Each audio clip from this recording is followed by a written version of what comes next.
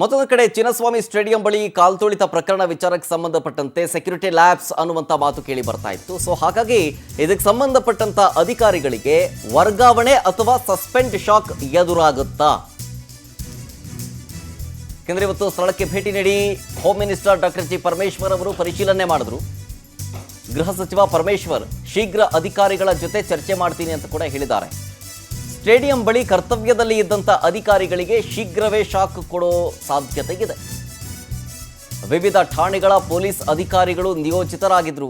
ಡಿ.ಕೆ. ಶಿವಕುಮಾರ್ ಅವರು ಹೇಳ್ತಾರೆ 5,000 ಅಂತೇಳಿ, ಆದರೆ ಡಿ.ಜಿ. ಅವರು ಹೇಳ್ತಾರೆ 1,643 ಅಂತ ಹೇಳಿ.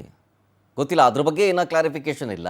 ಸೊ ಅದ್ರ ಬಗ್ಗೆ ಫಸ್ಟ್ ಕ್ಲಾರಿಫಿಕೇಶನ್ ತಗೊಂಡು ಆಮೇಲೆ ಅಲ್ಲಿ ನಿಯೋಜಿತಗೊಂಡಂತಹ ಪೊಲೀಸ್ ಅಧಿಕಾರಿಗಳು ಯಾರ್ಯಾರು ಅಂಥೇಳಿ ಅವ್ರನ್ನ ಕರೆಸಿ ಮಾತನಾಡುವಂಥ ಕೆಲಸ ಆಗುತ್ತೆ ಅಂತೇಳಿ ಹೋಮ್ ಮಿನಿಸ್ಟರ್ ಇವತ್ತು ಚಿನ್ನಸ್ವಾಮಿ ಸ್ಟೇಡಿಯಂನಲ್ಲಿ ಅವಘಡ ಸಂದರ್ಭದಲ್ಲಿ ಏನೇನಾಗಿತ್ತು ಅನ್ನುವಂಥ ಮಾಹಿತಿಯನ್ನು ಪಡ್ಕೊಂಡ್ರು.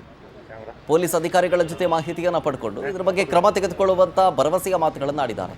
ಘಟನೆಯನ್ನು ನಿಭಾಯಿಸುವಲ್ಲಿ ಎಲ್ಲೋ ಒಂದು ಕಡೆ ಅಧಿಕಾರಿಗಳು ಎಡವಿದ್ದಾರೆ, ಅವರ ಮೇಲೆ ಶೀಘ್ರವೇ ಶಿಸ್ತು ಕ್ರಮವನ್ನು ತೆಗೆದುಕೊಳ್ಳಲಾಗುವುದು ಅಂತ ಮಾತು ಕೂಡ ಹೇಳಿದ್ದಾರೆ.